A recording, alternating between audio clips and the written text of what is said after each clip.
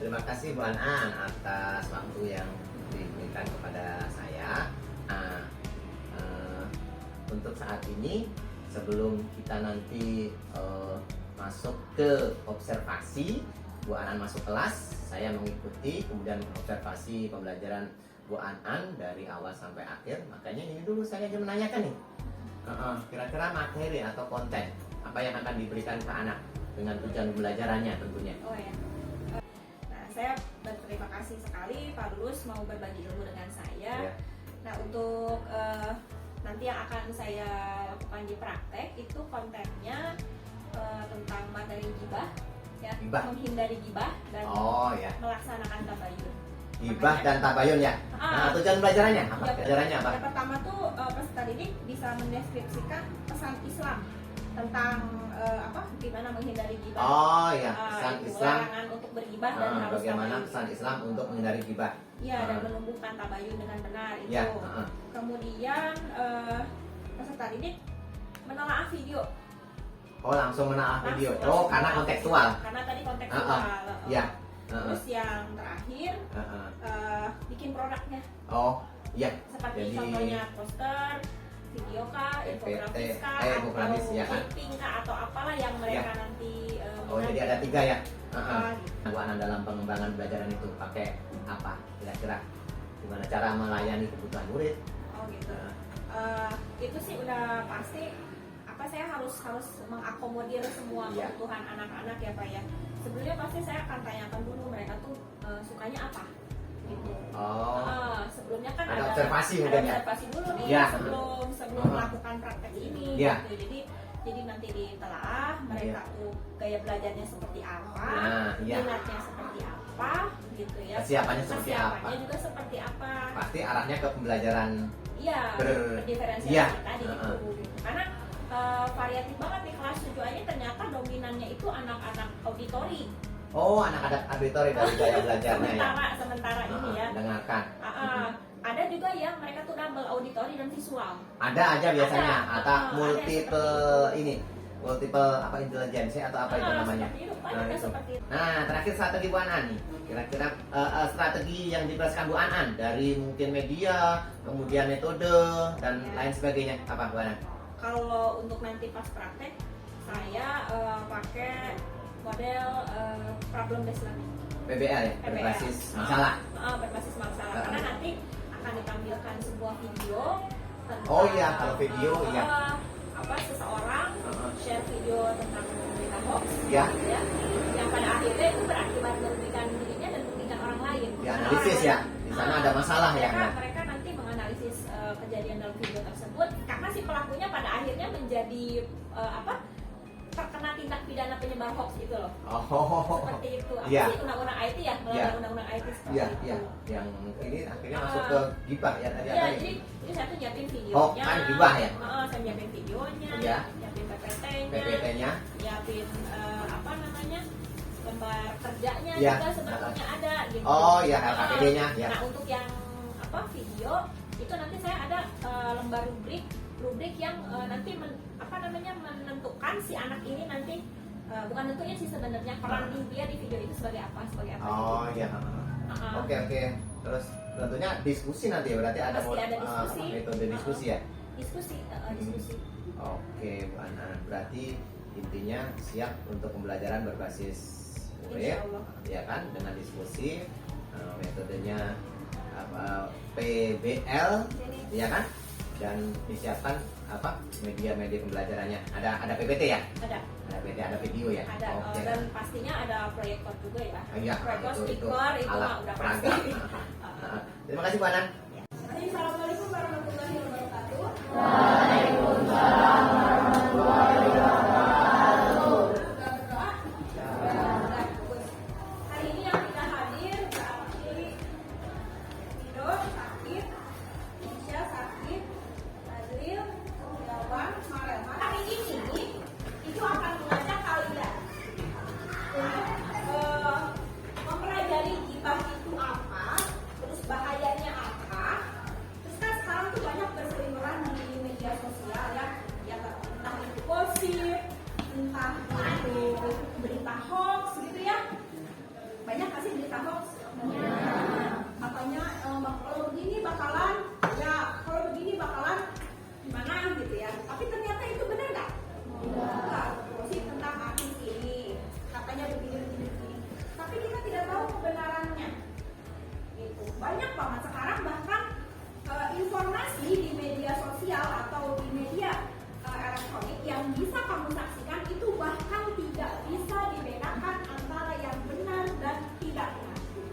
Ya, tinggal kalian nih sekarang pengguna smartphone itu juga harus smart. Smart itu apa? Pintar. HP-nya udah pintar, yang makainya udah pintar atau belum gitu. Itu tujuan pelajaran, kemudian mungkin pelajaran Pancasila yang ada di kemudian kalian nanti harus amati video, kemudian diskusi, kemudian presentasi. Oke, siap ya? Tujuan pembelajaran yang pertama kalian dapat mendeskripsikan itu apa sih? Menyampaikan pesan-pesan Islam untuk harmonisasi sosial, maksudnya supaya akur gitu ya sama orang-orang di sekitar kalian itu harus menghindari gibah itu seperti apa gitu ya, dan menentukan sikap tabayun dengan benar. Tabayun itu apa kemarin? Diteliti, dicari tahu kebenarannya, jangan gampang percaya. Itu yang pertama. Kemudian dapat menelaah video dengan benar, nanti videonya bakal di-share.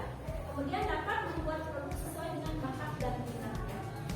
Kemarin kalian sudah mengisi formulir, ada yang suka video, ada yang suka poster, ya kan? Ada yang suka bikin infografis. Nah, nanti gua akan kelompokkan sesuai dengan itu, ya. Siap?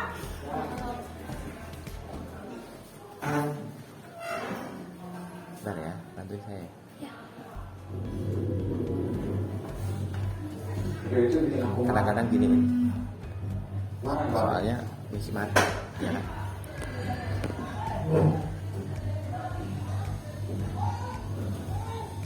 Tega banget apa sih itu? Kok bisa seperti itu?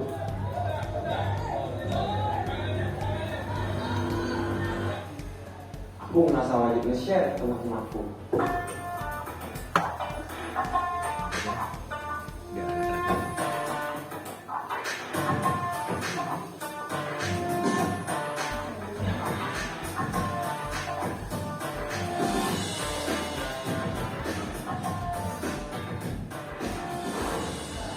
Terus teman-temanku nge-share juga. Viral jadinya. Berkat postinganku, aku ngerasa berbuat baik, melawan kejahatan. Ya, mana koneksi? Tapi video yang aku terima itu ternyata palsu.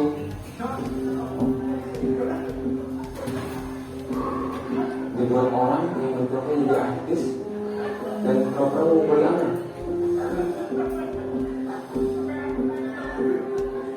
Artisnya pun marah.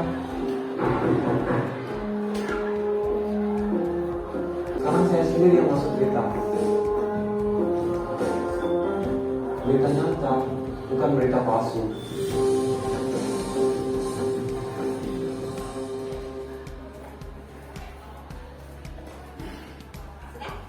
Dengar kan?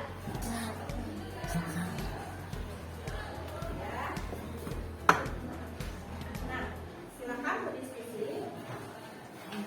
Apa poinnya? Pertama, apa pelajaran yang bisa didapatkan dari video tersebut? Yang kedua, apa yang sebaiknya kita lakukan?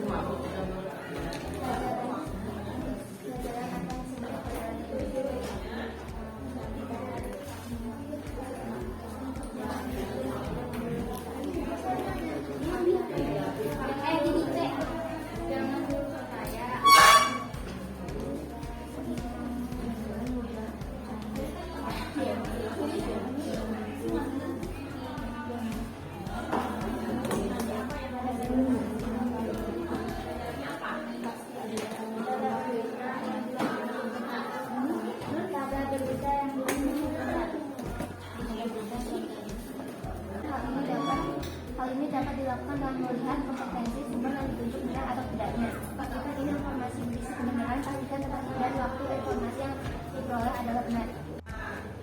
Oke, silakan lihat ke depan semua. Ibu akan berikan kesempatan kepada kelompok siapa yang mau terlebih dahulu untuk membacakan hasil presentasi. Silakan, mau kelompok mana dulu? Acungkan tangan ya, silakan. Jadi kelompok di sana, lihat kelompok poster dulu. Silakan berdiri, Nek. Mau ke depan atau di sini aja? Dan pelajaran apa yang bisa didapatkan dari video tersebut? Jangan dulu percaya pada berita yang belum tentu benar dan jangan langsung menyebarkannya. Pertanyaan kedua, melakukan apa yang sebaiknya kita lakukan? Melakukan tabayun, yaitu mencari tahu kebenarannya dan mengantisipasi berita hoax. Sekian dari kami. Assalamualaikum warahmatullahi wabarakatuh. Waalaikumsalam warahmatullahi wabarakatuh. Sebelumnya perkenalkan, saya Dewa Ramadan dari kelompok video. Di sini saya bakal menjelaskan hasil diskusi dari kelompok kami tentang video di layar.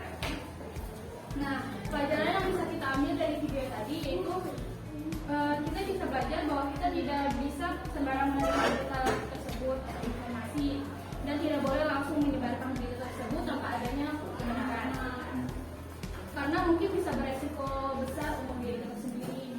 Mungkin hanya itu dari saya. Wassalamualaikum warahmatullahi wabarakatuh.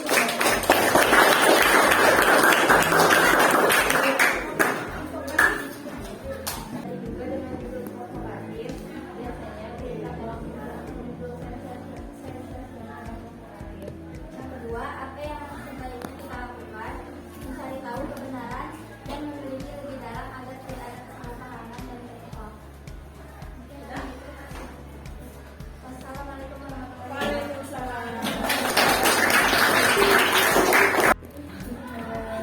Ya, saatnya membuat produk. Silakan kalian membuat produk sesuai dengan minat dan bakatnya masing-masing. Ya. Nah, untuk yang video silakan buat, kemudian yang poster silakan buat. Bisa menggunakan Canva atau menggunakan manual. Yang mau pakai Canva silakan di sini. Siapa yang mau pakai Canva? Ya, mewakili aja. Kemudian ya infografis juga silakan. Siapa yang mau pakai? Silakan dimulai.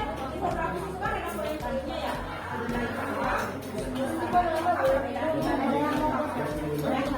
Ya, silakan.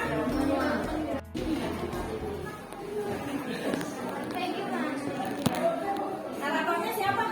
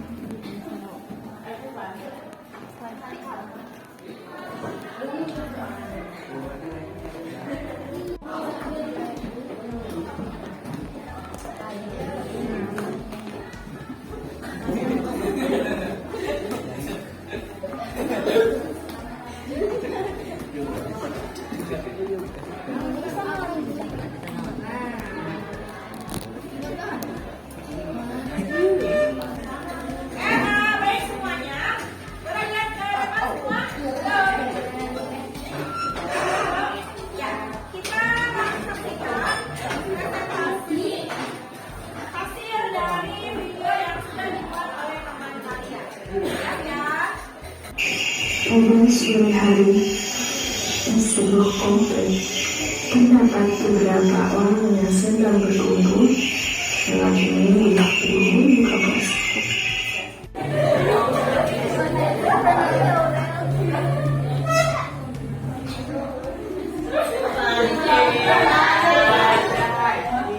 Ini namanya apa, Pak?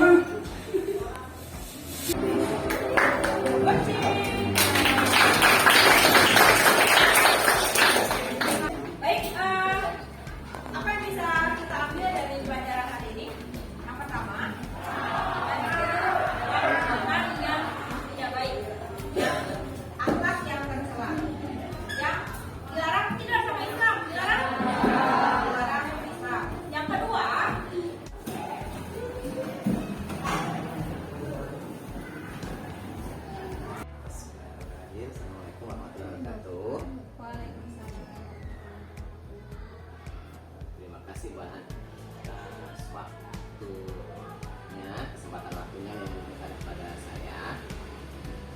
Latar belakang kegiatan ini adalah Jadi boleh nggak kita terlibat? Tidak boleh. Dan yang terakhir adalah kita harus selalu tabayun ketika mendapatkan berita. Jangan asal share.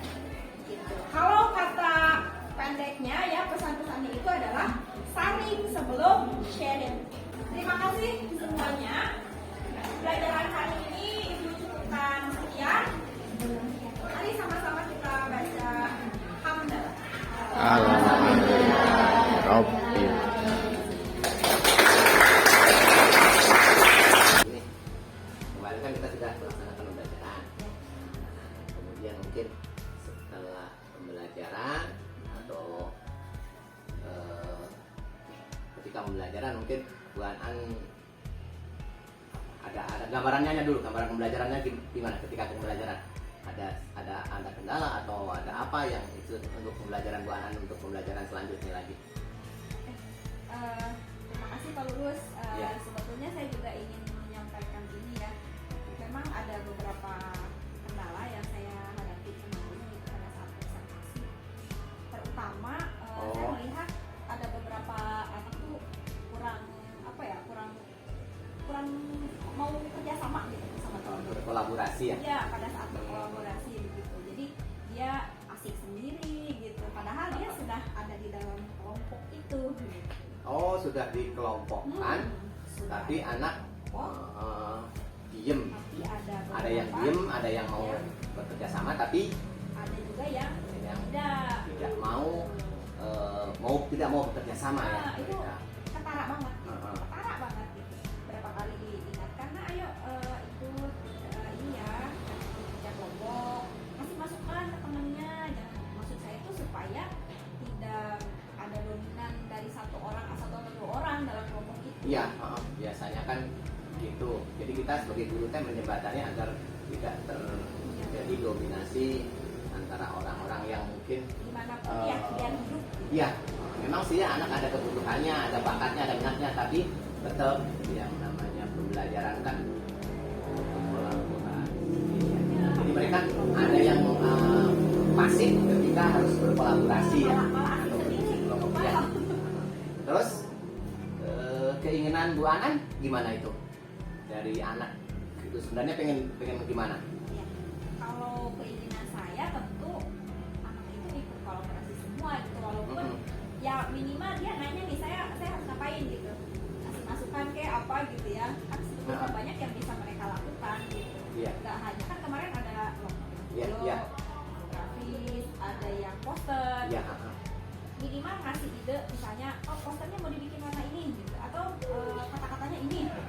oh iya. Kayak gitu kan maksudnya kalau ngasih ide, ngasih Iya. masukan itu pasti bakalan jadi lebih hidup gitu kan. Iya, maksudnya kolaborasi, diskusi itu atau nanti dalam langkah selanjutnya itu udah itu.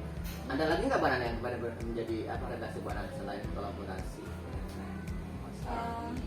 Hanya itu sih sebenarnya ya, nggak terlalu banyak karena kemarin kan saya berupaya mengkondisikan anakku supaya siap untuk belajar gitu ya. Iya, pada prinsipnya kan gitu sesuai dengan kenyamanan anak belajar Iya, ya. harus nyaman. Dan memang karakter kelas 7A yang kita observasi, yang paling observasi Iya, kemarin itu iya. memang antara kelas 7 yang lain paling bisa enak diskusi, paling Iya. bisa diajak bekerja sama. Itu paling bagus Iya. mereka itu, dan mereka tuh dominannya auditori. Oh, mendengarkan ya. Auditori dan Gaya kinestetik. belajarnya, gaya belajar. Oh, ada kinestetik ya. Auditori dan kinestetik banyak kan yang seperti itu. Jadi saya nggak heran mereka itu kalau Visual tugas kurang ya. apa-apa tuh cepat gitu. Nah Dan itu, sedikit. iya berarti bagus ini untuk nanti pembelajaran berdiferensiasi berbasis produk ini. Masya Allah. Saya sebenarnya sebelumnya juga pernah Pak berdiferensiasi di kelas itu, Iya. dan bagus.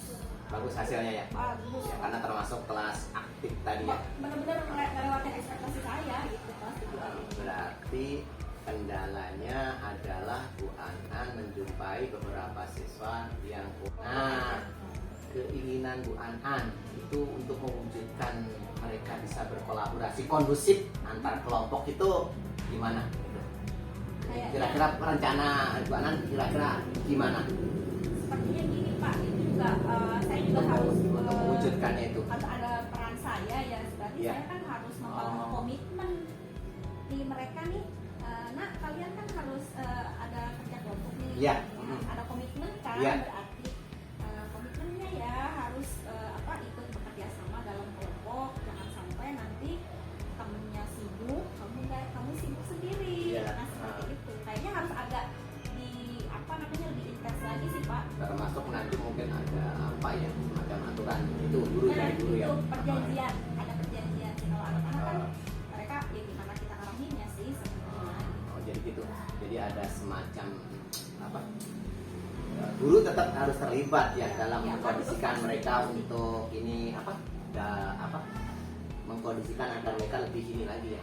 Harus ikut gitu kan kalau Lebih dia kondusif dalam berkolaborasi. karena temennya sendiri itu kadang kan emang jengkel sih ngeliat temennya. Nah itu kendalanya itu Ih, kadang-kadang ayo dong gini. Ya, ada yang kalau memang sama- kalem, kalau sama ada yang temen memang sendiri, pragmatis mungkin ya, ya pengen enaknya sendiri. ya udahlah Heeh. itu aja deh gitu Nah, kadang-kadang. menghadapi yang kayak gitu itu tuh, gimana Wanan coba? Ada yang kalem, ada yang pragmatis pengen enaknya sendiri. Biasanya kalau anak yang enak sendiri saya tempatin sama anak yang bekerja.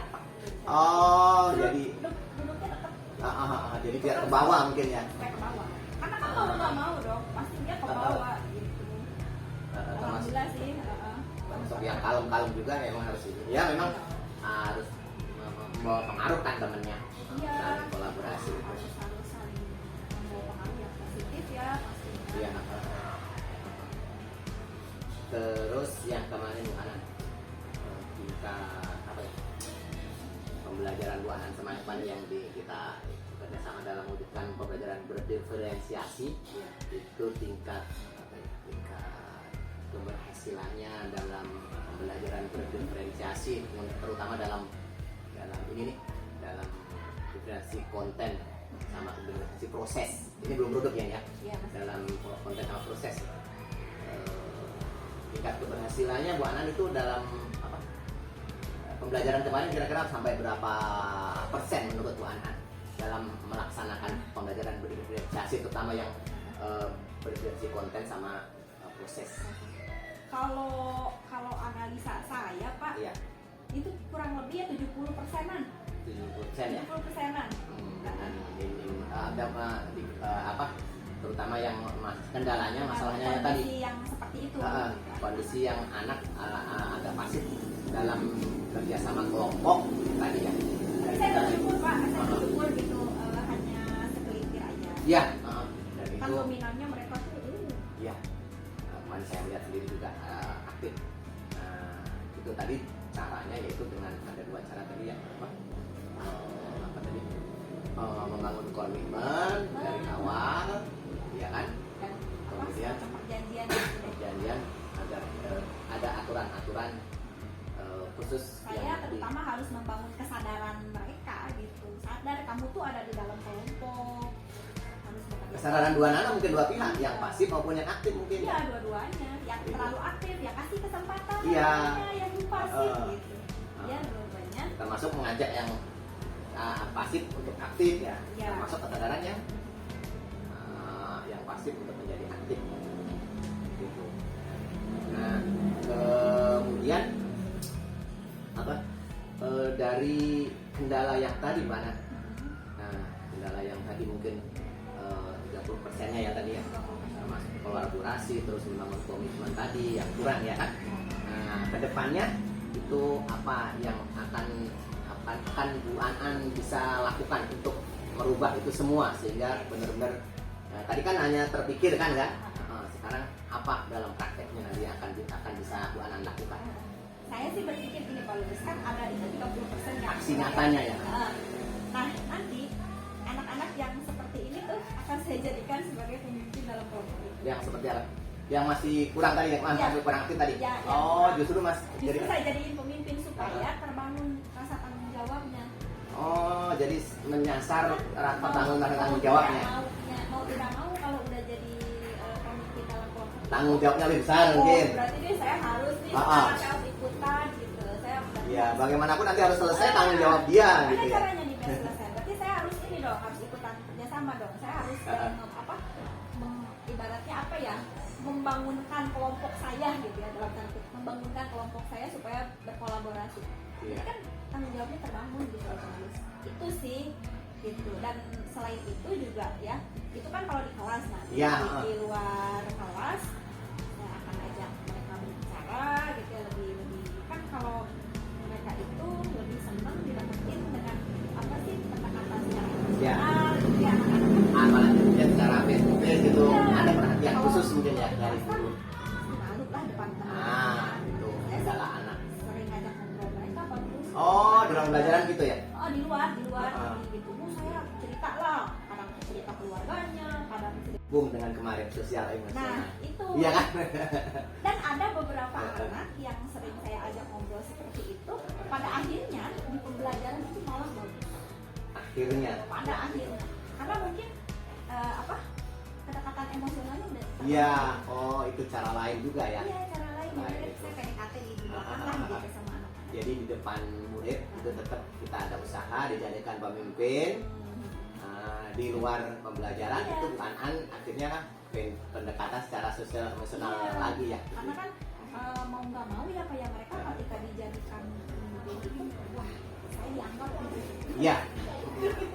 Saya dianggap ternyata ya saya berharga gitu. Iya. Iya ya gitu. Ada apa lagi Pak Alwana selain tadi pendekatan ketika ini ya menghibur untuk lebih aktif akan jadikan pemimpin, menanggung jawab.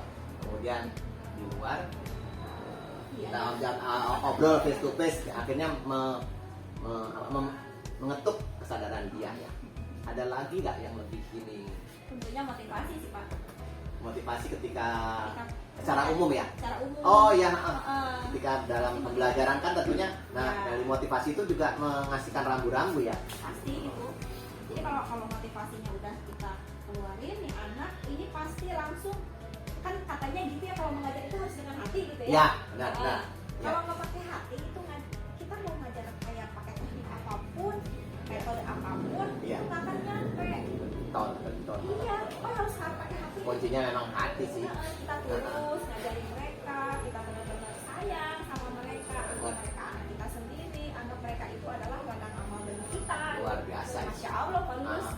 Yang saya rasakan kayak gitu sampai akhirnya mereka lulus tuh nggak ada yang lupa gitu, malah mereka tuh pada kangen. Karena itu tadi Pendekatan emosional. emosional dan yang paling Bu Anat sering menciptakan yang paling berkesan ke anak tentang hubungan kedekatan baik dalam pembelajaran maupun dalam konsentrasi itu. Oh, jadi itu ya, ada 3 lah minimal yang saya tangkap tadi, yaitu lewat ketika berdiskusi kita himbau, ya kan? Kemudian kita pendekatan personel di luar pembelajaran, kemudian secara umum sebelum pembelajaran motivasi secara umum. Nah itu nanti akan Bu An untuk perbaikan untuk pembelajaran selanjutnya yang akan diterapkan. Nah itu mulai kapan itu Pak? Saya sih pengennya secepatnya Pak Lulus kan ya bagaimanapun ya, saya sebagai guru mata pelajaran itu pengennya setiap pembelajaran yang saya lakukan itu saya dapatkan sesuai dengan tujuannya. Ya. Targetnya tujuan itu. Gitu kan kalau sekarang kurikulum Merdeka tuh targetnya itu tujuannya tercapai. Bukan target konten kan? Iya, bukan. Iya. Salah satunya yang utama sebenarnya kan karakternya kan? Targetnya itu karakternya. Kan di dalam ujian itu juga pembentukan karakter. Iya, itu sambil berjalan kan itu membentukan karakter itu. Anak bertanggung jawab, anak serius, anak-anak mempunyai akhirnya memiliki kesadaran diri. Iya kan? Artinya memutuskan keputusan yang bertanggung jawab, gitu, manajemen diri dan tadi akhirnya terbangun kesadaran berelasi ya tadi. Yang pasti saya tuh pengen anak-anak ketika belajar itu mereka happy. Iya. Jangan sampai mereka ketika belajar kita kasih LKPD, kasih tugas, mereka merasa tertekan. Saya nggak mau kayak gitu. Merasa terbebani, ya kan? Kepaksa. Sinkron dengan kompetensi sosial emosional ya. Belajar itu harus bahagia. Harus nyaman dan bahagia itu kata itu prinsip saya dari dulu ya Pak. Dan satu. Anak itu harus happy, harus nyaman, bahagia. Tapi tadi yang Mbak Anan ungkapan tadi satu ya, dari hati ya kan. Nah, kayak hati. Terima kasih Bu Anan. Ya, mudah-mudahan akan secepatnya dilaksanakan oleh Bu Anan, oleh saya juga selaku guru, kita saling sharing bersama kan gitu, apa kendala kita dalam pembelajaran, itu entah itu strategi, entah itu model, entah itu yang saya hembuskan tentang apa kompetensi sosial emosional. Ternyata mari kita wujudkan sama-sama Bu Anan. Makasih ya atas waktunya sharing dan wawancara ini.